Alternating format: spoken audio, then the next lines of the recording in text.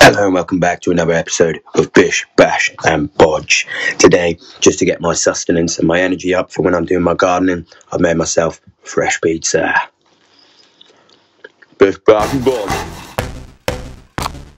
Potatoes, you say? Yes. Boil them, mash them, stick them in a stew. Lovely golden chips.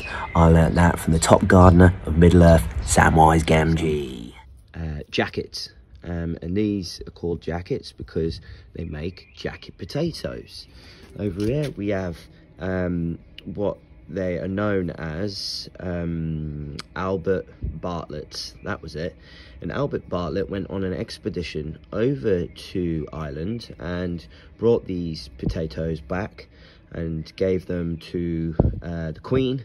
And the Queen served him Sir Albert Bartlett for discovering a red potato. Now this one I put in the darkness of a cupboard, and that's why he's already ready to start sprouting and go. So you want to keep them about 30 centimeters apart and in trenches, and these will produce lots of tubulars, so there'll be loads of potatoes under there.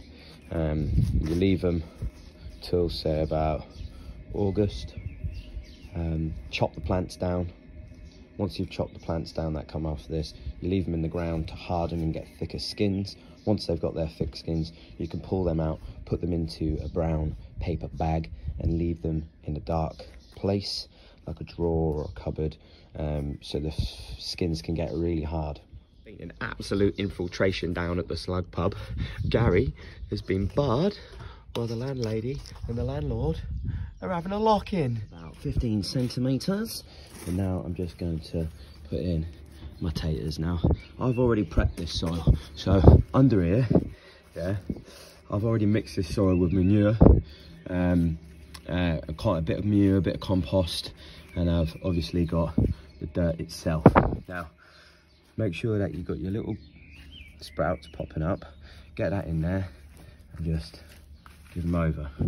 And then I'll do that there and there, so on and so forth, until all my taters are in the ground. Oh, look at William the worm.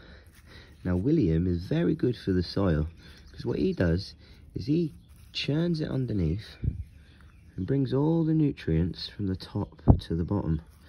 Now there's a theory called no dig over gardener. No dig garden, no dig over gardener, no turnover gardener, something like that. Well, anyways, if you rely on these little wibbly wormies to do all the digging for you, all you have to do at the end of the season is lay over a thick layer of compost and manure, and through the winter period, old Wiggly William here will pull all the nutrients from the top down into the bottom. So instead of turning your soil over, which is hard work, he will bring all the nutrients from the top to the bottom. So then when, leave him in there, so then when the summer comes, or the springtime comes, and you come to plant whatever you're planting,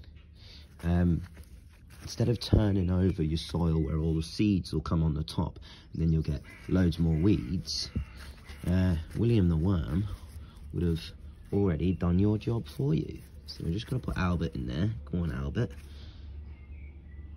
I'm just going to cover him over. Now you can dig a trench or you can dig a hole, as long as it's 15 centimeters deep, and then it will start to produce what we call tubulars. Right, taters are in. What did you learn? Boil them, mash them, stick them in a stew. Lovely golden chips. Make sure they're about 30 centimeters apart, 15 centimeters down.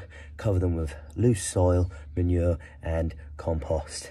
Then leave them until August. Once they're done in August, chop the greenery off top, leave them in the ground for another month so the skins get really hard. Once they're really hard, take them out, put them in a brown paper bag and hide them in a drawer or a cupboard. Once you've done that, the skins will get even thicker and they'll make the perfect crispy jacket potatoes. I like to do my jacket. I rub it in olive oil, salt, pepper, make a couple of slits along top, round the back, pop a couple of holes, straight in the oven, turn it up, 220.